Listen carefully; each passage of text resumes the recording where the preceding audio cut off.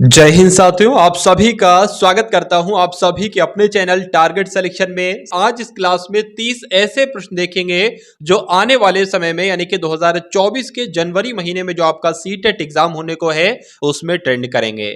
तो अगर इन 30 प्रश्नों को देख लेते हैं साथियों तो परीक्षा को बहुत आसानी से क्रैक किया जा सकता है। तो बहुत तेजी के साथ आपके सामने से प्रश्न गुजरेंगे। पहला प्रश्न आपकी स्क्रीन पर है कि आरटी 2009, ये आरटी क्या है तो राइट टू एजुकेशन है। 2009 के तहत कक्षा 1 से लेकर 5 तक एक शैक्षणिक सत्र में कितने कार्य दिवस निर्धारित किए गए थे। सबसे पहले अगर बात करें, प्रश्न आपसे पूछ लिया जाए कि आरटी की फुल फॉर्म क्या है तो राइट टू एजुकेशन है। इसके तहत क्या किया गया तो 6 से 14 वर्ष तक के बच्चों को अनिवार्य और निःशुल्क शिक्षा का प्रावधान है, ऐसा आपको ध्यान रखना है। यहां पर कुल मिला के साथियों ये पूछा गया है कि जो कक्षा 1 से लेकर 5 तक सत्र है, ठीक है, यानी कि जो भी क्लासेस हैं, तो इसमें टीचर को कितने कार्य दिवस देना पड़ते हैं, कितने दिन कार्य करना पड़ता है, ये एक तरीके से पूछा जा रहा है। तो कक्षा 1 से लेकर 5 की अगर बात करें तो 200 दिन देना पड़ते हैं। अगर घंटों की अगर बात करें, दिन की जगह साथियों घंटे अगर आ गए ना तो 800 घंटे आपको ध्यान रखना है। अब उसके बाद देखिए नेक्स्ट नंबर का प्रश्न आपकी स्क्रीन पर है कि मनोविज्ञान ने शिक्षा को बना दिया है। तो साथियों क्या बना दिया गया है ये आपसे पूछा जा रहा है। देखिए जो भी मनोविज्ञान है ना साथियों, शिक्षा को अगर बात करें बाल केंद्रित बना दिया गया, यानी कि जो भी पूरी शिक्षा है वो बालक को सेंटर मानकर कराई जाएगी। इसलिए आंसर अगर आप कहे ऑप्शन नंबर सी के साथ तो बिल्कुल करेक्ट है। उसके बाद देखिए कोई भी बालक सीखना शुरू करता है तो वो सीखना कब साथियों शुरू करता है, जब उसे विद्यालय में प्रवेश दिलाया जाता है। तो जब से सीखना शुरू करता है तो कह सकते नहीं, जब वह बोलना करता तो है लेकिन उससे पहले करता है। कब, इस कौन सी स्टेज है वो, ये हम लोग देखेंगे। जब वह बोलना शुरू करता है तब वह सीखने लगता है तो मैं कहूंगा नहीं। जब वह घर से बाहर निकलता है तब भी कहा जाएगा नहीं। वैसे ये सब गलत आंसर भी नहीं है, लेकिन जो सबसे उपयुक्त उत्तर है वो अपने जन्म से है। यानी कि अगर बात करें साथियों, जब वो मां के पेट में होता है तभी उसका विकास शुरू हो चुका होता है, उसकी वृद्धि शुरू हो चुकी होती है, ठीक है, और वो वहीं से ही सीखना, कुछ ना कुछ सीखना वो शुरू कर देता है। जैसे ही बच्चा पैदा होता है तो उसे कुछ आता हो या ना आता हो, उसे रोना आता हैगा, और अगर उसे भूख लगेगी तो वो रोएगा। कम से कम ये उसने चीज कहीं ना कहीं से तो सीखी होगी, कुछ ना कुछ तो साथियों हुआ होगा। इसलिए आंसर आपका अगर है ऑप्शन नंबर डी के साथ तो बिल्कुल करेक्ट है। उसके बाद देखिए एनसीएफ की अगर बात करें, एनसीएफ 2005 के अनुसार पाठ्यचर्या के 5 निर्देशक सिद्धांत है, निम्न में से कौन सा है। बहुत अच्छा क्वेश्चन है साथियों। ये 30 क्वेश्चंस पूरे ऐसे साथियों तैयार किए गए हैं, ऐसे तैयार किए गए हैं जो एग्जाम के लिहाज से बहुत इंपॉर्टेंट है। तो अगर बात करें साथियों संपूर्ण ज्ञान को विद्यालय के बाहरी जीवन से जोड़े रखना, तो देखा यहां पर अगर बात करें साथियों तो ये बिल्कुल सही लग रहा है। बालकों के साथियों लिखा हुआ है चहुमुखी विकास पर आधारित पाठ्यचर्या, बिल्कुल सही। उसके बाद लिखा है प्रजातांत्रिक राज्य व्यवस्था के अंतर्गत राष्ट्रीय समस्याएं शामिल हों, यह भी बिल्कुल सही है। इसलिए आंसर आपका जो जाएगा वो ऑप्शन नंबर डी के साथ जाएगा। उसके बाद देखिए कि निम्नलिखित में से कौन सा किशोर अवस्था का लक्षण नहीं है। देखिए किशोर अवस्था की जब साथियों अगर बात करें, ठीक है, उम्र होती है तो इसमें से कौन कौन से लक्षण आते हैं। क्या शारीरिक परिवर्तन आता है तो मैं कहूंगा बिल्कुल आता है। किशोरावस्था में ही शारीरिक परिवर्तन होते हैं। अगर बात करें साथियों यहां पर अस्थिरता की समस्या होती है तो ये एक ऐसी स्टेज होती है जिसमें इंसान स्थिर नहीं हो पाता है, इसलिए अस्थिरता की समस्या होती है, बिल्कुल सही हो जाएगा। अगर बात करें क्या व्यवहार में स्थिरता होती है तो व्यवहार में स्थिरता नहीं होती है किशोर अवस्था में। अगर बात करें संवेगात्मक समस्याएं आती हैं तो इस स्टेज में बहुत सारी संवेगात्मक समस्याएं आती हैं। तो कुल मिला के साथियों लिखा हुआ था नहीं, तो यहां पर आंसर आपका जो जाएगा अगर है ऑप्शन नंबर सी तो बिल्कुल करेक्ट है। उसके बाद देखिए अगले नंबर का प्रश्न आपकी स्क्रीन पर है। पूछा आपसे जा रहा है कि क्रियात्मक अनुसंधान का सूत्रपात करने का श्रेय किस देश को जाता है। तो किस देश को जाता है साथियों, अमेरिका को जाता है। आंसर आपका ऑप्शन नंबर ए हो जाता है। शिक्षा का अधिकार अधिनियम 2009 लोकसभा द्वारा पारित किया गया। यह क्वेश्चन साथियों एग्जाम में पूछा जाएगा, दो में से एक क्वेश्चन पूछे जाएंगे। देखिए यहां पर लिखा हुआ है पारित, अगर यहां पर साथियों लागू लिखा होता लागू तो आंसर आपका अलग हो जाता। आंसर उस स्थिति में साथियों होता आपका 1 अप्रैल 2010। क्या 1 अप्रैल 2010 अगर पूछते कि शिक्षा का अधिकार अधिनियम 2009 लोकसभा के द्वारा कब लागू किया गया तो 1 अप्रैल 2010 को लागू किया गया। लेकिन पूछा गया है कि पारित कब हुआ तो साथियों 4 अगस्त 2009 को पारित हुआ। ये आपको ध्यान रखना है। आंसर आपका जाएगा ऑप्शन नंबर ए के साथ। बहुत बढ़िया, वेरी गुड क्लास। किसी बालक में सबसे पहले भय तथा प्रेम के संवेग विकसित होते हैं। क्या लिखा हुआ साथियों, किसी बालक में सबसे पहले भय और प्रेम के संवेग विकसित होते हैं। ये किसका कथन है साथियों? तो ये किसका कथन है? ये वॉटसन का कथन है, आपको ध्यान रखना है। अगर आपसे पूछा जाए कि व्यवहारवाद के जनक कौन थे, तो वॉटसन आपको ध्यान रखना है व्यवहारवाद के जनक थे। उसके बाद देखिए साथियों, 9वें नंबर का प्रश्न आपकी स्क्रीन पर है कि क्षमता के विकास का दूसरा नाम क्या है? तो क्षमता के विकास का दूसरा नाम साथियों कौशल विकास है, आपको ध्यान रखना है। राइट आंसर आपका ऑप्शन नंबर डी हो जाता है। निम्नलिखित में से कौन सा अमूर्त स्थायी भाव है? क्या साथियों, अमूर्त स्थायी भाव की जब हम बात करते हैं तो आदर जो है ना, आदर ये अमूर्त स्थायी भाव है, इसलिए आंसर आपका बी के साथ जाएगा। अब उसके बाद देखिए कि किसी दुखी व्यक्ति को सहानुभूति के दो शब्द कहना जिसका उदाहरण है, तो वो कौन सा उदाहरण है? सक्रिय सहानुभूति कहेंगे, निष्क्रिय सहानुभूति कहेंगे, व्यक्तिगत सहानुभूति कहेंगे, उसको हम क्या कहेंगे? मान लीजिए साथियों, कोई किसी काम में असफल हो जाता है तो उसको हम क्या कहते हैं? भाई धीरज रखो, ठीक है, कोई दिक्कत नहीं है, सब कुछ ठीक हो जाएगा। तो एक तरीके से हम उसको सहानुभूति देते हैं। तो वो एक तरीके से सहानुभूति क्या कहलाई जाती है? निष्क्रिय सहानुभूति कहलाई जाती है। अब अगर साथियों वो एक बार उसने कोशिश की, वो फेल हो गया, अब ये भी हो सकता है कि दोबारा वो कोशिश करे और फेल हो जाए। ये बात हमें भी पता है कि दोबारा कोशिश करेगा तो हो ज्यादातर चांस ये है कि वो फेल हो जाए, 99% चांस है। लेकिन हम उसको क्या कहेंगे? हम एक पॉजिटिव वे में उसको कहेंगे, लेकिन वो कहलाएगी साथियों निष्क्रिय सहानुभूति। ये आपको ध्यान रखने, आंसर आपका ऑप्शन नंबर बी के साथ जाएगा। उसके बाद देखिए साथियों, अगले नंबर का प्रश्न है कि बच्चों में आधारहीन आत्म चेतना अवस्था का संबंध उसके विकास की किस अवस्था से संबंधित है? तो साथियों, बच्चों में जो आधारहीन आत्म चेतना अवस्था होती है, इसके संबंध की अगर बात करें तो ये साथियों किशोरावस्था से संबंधित है, इसलिए आंसर आपका ऑप्शन नंबर सी हो जाता है। यदि बच्चा 15 को 51 लिखता है, एम को डब्ल्यू लिखता है, तो वो किसका मामला है? साथियों बहुत अच्छा क्वेश्चन है, इस क्वेश्चन से संबंधित कई सारे क्वेश्चन भी आपके बनते हैं, तो इसलिए आप लोग ध्यान रखेंगे साथियों। चलिए देखिए, यहां पर अगर बात करें, मान लीजिए वैन को मैन लिख देता है, 15 को 51 लिख देता है, तो अगर बात करें साथियों उसके अंदर अधिगम अक्षमता है, यह आपको ध्यान रखना है। इसलिए आंसर आपका जो जाएगा वो ऑप्शन नंबर ए के साथ जाएगा। नेक्स्ट नंबर का प्रश्न आपकी स्क्रीन पर है। साथियों सब कुछ कवर करेंगे इस क्लास में, यानी कि हर एक टॉपिक से जो सबसे इंपॉर्टेंट क्वेश्चन बनता है वो सभी क्वेश्चन इन 30 प्रश्नों में आप लोग देखेंगे। और सब कुछ अगर बात करें साथियों, मैं आपको वो गिफ्ट भी देने वाला हूं कि अगर आपकी तैयारी बिल्कुल भी नहीं है, आप बिल्कुल जीरो हो, तो लगभग 12 क्लासेस मैंने तैयार कर रखी हैं। वो कैसे आप देखोगे वो भी मैं आपको बताऊंगा। अगर वो 12 क्लासेस आप देख लेते हो, 10-10 15-15 मिनट की है, तो मेरा मानना है साथियों कि एग्जाम तो हर हालत में क्रैक कर डालोगे, क्योंकि बिल्कुल चुनिंदा सब कुछ लिया है, वही लिया है जो एग्जाम में आपसे पूछा जाता है, बाहर का उसमें ऐसा कुछ नहीं है। चलिए, तो 14वें नंबर का प्रश्न आपकी स्क्रीन पर है कि किसी व्यक्ति के विकास के संबंध में क्या सही नहीं है? तो व्यक्ति के विकास के संबंध में जो गलत है वो आपको बताना है। देखिए, जन्म से मृत्यु तक जारी रहता है, तो विकास तो जन्म से मृत्यु तक चलता है, बिल्कुल सही है। वृद्धि की अगर बात करें तो ये एक विकास का ही हिस्सा है, बिल्कुल सही भाई, वृद्धि विकास का ही हिस्सा है। परिवर्तनों को देखा और मापा जा सकता है, मान लीजिए जो विकास हुआ है क्या उसको देखा जा सकता है? अगर बात करें देखा जा सकता है, चलिए हम कह सकते हैं देखा जा सकता है। क्या उसको मापा भी जा सकता है कि आज 1 किलो विकास हुआ है, कल 2 किलो विकास हुआ? ऐसा नहीं है ना। तो इसलिए साथियों अगर बात करें, आंसर आपका सी के साथ जाएगा। सुरेश ठीक से पढ़ नहीं सकता, ऐसे प्रश्न भी साथियों एग्जाम में आपसे पूछे जाते हैं। तो सुरेश ठीक से पढ़ नहीं सकता और दूसरों से जो पढ़ा गया उसे समझ नहीं सकता, इसकी अधिगम विफलता है। तो इसको साथियों क्या कहेंगे? देखिए, अगर बात करें साथियों, लिखा है ठीक से पढ़ नहीं सकता है, तो पढ़ नहीं सकता है साथियों, उसको हम लोग क्या कहेंगे? डिसलेक्सिया कहेंगे। अब अगर बात करें, इसका एग्जाम्पल बहुत फेमस है, हर इंसान बताता है। मान लीजिए डिसलेक्सिया, इसमें लक्स आ गया ना कहीं लक्स आ गया, तो ये हमने पढ़ दिया, ठीक है, ये हमने पढ़ दिया, इसको कहेंगे लक्स। अब ठीक से पढ़ नहीं पाता है, अगर किसी छोटे बच्चे से पूछोगे ये क्या लिखा है, तो वो ल्यूक्स कहेगा। तो अगर बात करें साथियों, ल्यूक्स कहां पर आ रहा है, लक्स कहां पर आ रहा है? डिसलेक्सिया में आ रहा है।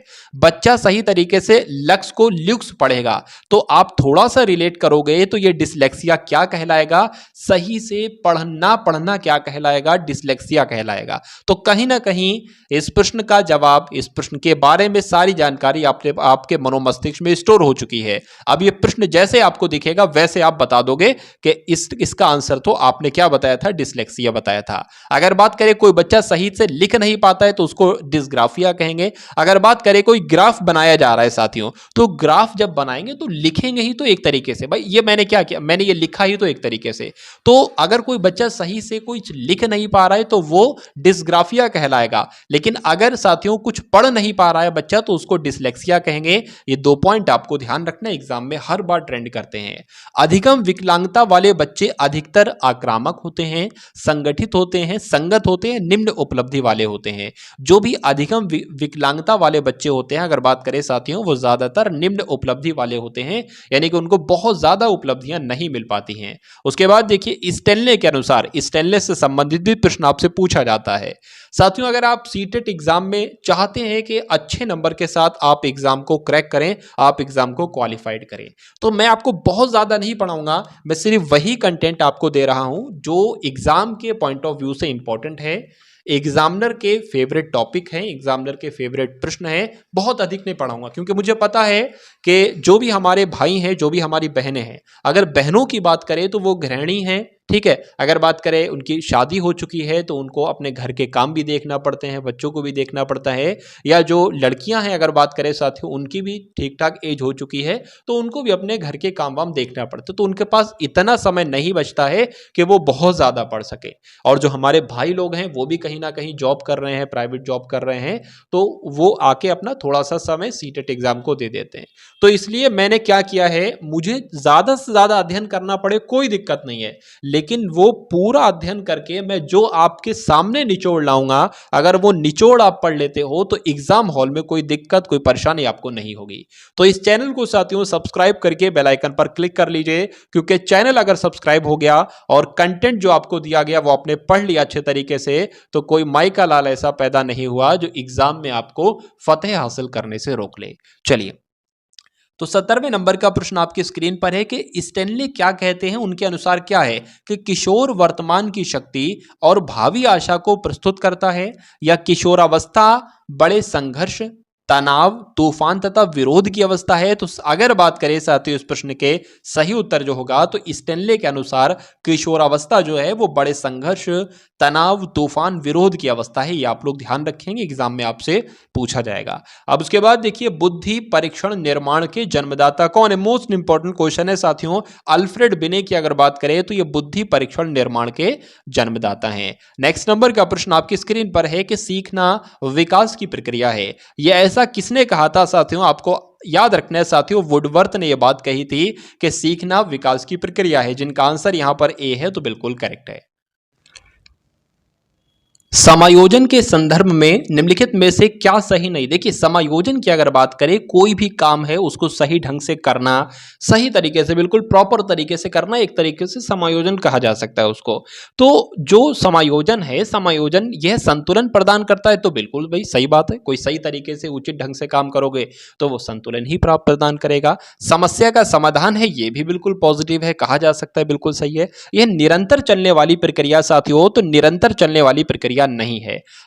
यहां पर कहा गया है कि समायोजन के संदर्भ में निम्नलिखित में से सही नहीं है, तो ये तो सही है, ये भी सही है, ये सही नहीं है साथियों। अब नेगेटिव की अगर बात की गई तो नेगेटिव यहां पर आ गया है, तो साथियों सही कौन सा नहीं है, तो निरंतर चलने वाली प्रक्रिया नहीं है, ठीक है। चौथा वाला भी हम लोग पढ़ लेते हैं, समायोजन की अनुपस्थिति में व्यक्ति तनाव, संघर्ष, चिंताओं से घिरा रहता है, तो कोई काम उचित ढंग से नहीं करोगे, उसकी अनुपस्थिति रहेगी तो व्यक्ति तो तनाव, संघर्ष, चिंताओं से घिरा ही रहेगा। इसलिए आंसर अगर आप कहे ऑप्शन नंबर सी के साथ, तो बिल्कुल करेक्ट था। उसके बाद देखिए कि कक्षा में परस्पर संवाद से क्या उभर कर आना चाहिए। अगर कक्षा में साथियों बच्चों में आपस में संवाद हो रहा है तो वहां पर कोई विवाद थोड़ी ना होगा, क्या सूचना आएगी, क्या विचार होगा, क्या तर्क वितर्क होगा। तो इस प्रश्न का सबसे उपयुक्त उत्तर जो बनेगा, सबसे करेक्ट उत्तर जो बनेगा, प्रश्न का नजदीक उत्तर जो बनेगा वो विचार होगा, यानी कि संवाद से साथियों विचार उत्पन्न होकर आता है, इसलिए आंसर आपका ऑप्शन नंबर सी हो जाता है।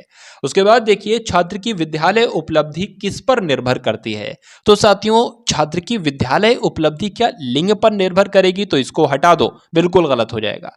क्या साथियों जाति पर निर्भर करेगी, नहीं करेगी। देखिए एक ना एक ऐसा ऑप्शन होगा जो इस ऑप्शन को गलत कराएगा। क्या शारीरिक बनावट करेगी? नहीं। क्या अब ऑप्शन नंबर ए वाले में देखिए ऐसी कोई चीज है कि जो विद्यालय उपलब्धि निर्भर करती नहीं है? तो स्वयं प्रत्यय बिल्कुल सही, बुद्धि बिल्कुल सही, रुचि बिल्कुल सही, अभिप्रेरणा बिल्कुल सही। यानी कि इस क्वेश्चन का राइट आंसर आपका जो होगा वो ऑप्शन नंबर ए के साथ जाएगा। और जिनका आंसर यहां पर ए है तो बिल्कुल करेक्ट है। मौलिक गणितीय संक्रियाओं को पढ़ने के लिए, मौलिक गणितीय संक्रियाओं को करने में असमर्थता द्वारा पहचाने जाने वाला विकार का क्या नाम है?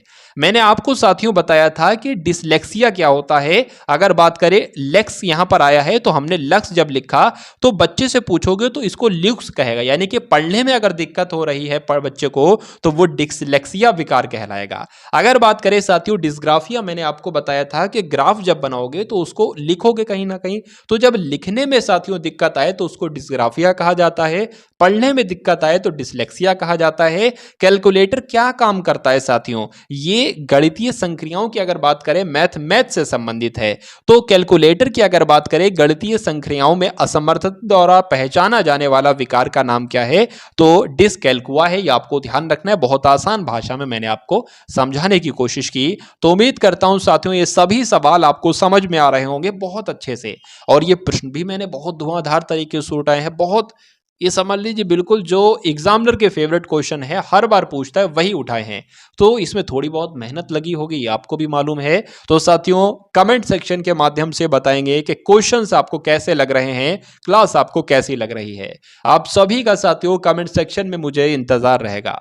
तो 24वें नंबर का प्रश्न आपकी स्क्रीन पर है कि छात्रों में चोरी करने की आदत को कैसे दूर किया जा सकता है। मान लीजिए अगर हमारा ही बच्चा है तो वो कभी चोरी करके हमारे पास आता है और हमें पता चलता है कि उसने चोरी की, तो हम उसको सजा देंगे। सजा देने बच्चा और सजा तो बिल्कुल अलग अलग, मतलब बच्चे को सजा तो देना ही नहीं है। अगर कहीं ऐसा ऑप्शन आ जाए सजा देना, दंड देना या उसको कंठस्थ करना, तो वो सब नेगेटिव चीजें हैं, सब हटा दो।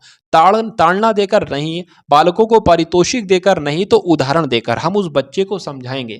हम उसको बहुत सारी ऐसी कहानियां बताएंगे, सुनाएंगे कि देख एक ऐसा बच्चा था तो वो चोरी करता था, फिर जब वो बड़ा हो गया तो फिर उसे उम्र कैद हो गई। इस तरीके से मतलब हम उसको उसका बिल्कुल माइंड को सही करने की कोशिश करेंगे कि जो भी उसके माइंड के अंदर चल रहा है कि भाई चोरी कर लेंगे तो हमें चीज़ ज़्यादा मिल जाएगी, ठीक है, किसी दुकान पर जाएंगे अरे एक की जगह दो उठा लेंगे तो हमें फायदा होगा। तो ये सब उसको नहीं सिखाना है, ठीक है। अगर वो ऐसा करता भी है तो उदाहरण देकर उसको समझाना है, बहुत आसानी से समझ जाएगा। और बच्चों की अगर बात करें तो उदाहरण देके बच्चे बहुत आसानी से समझ जाते हैं हर चीज।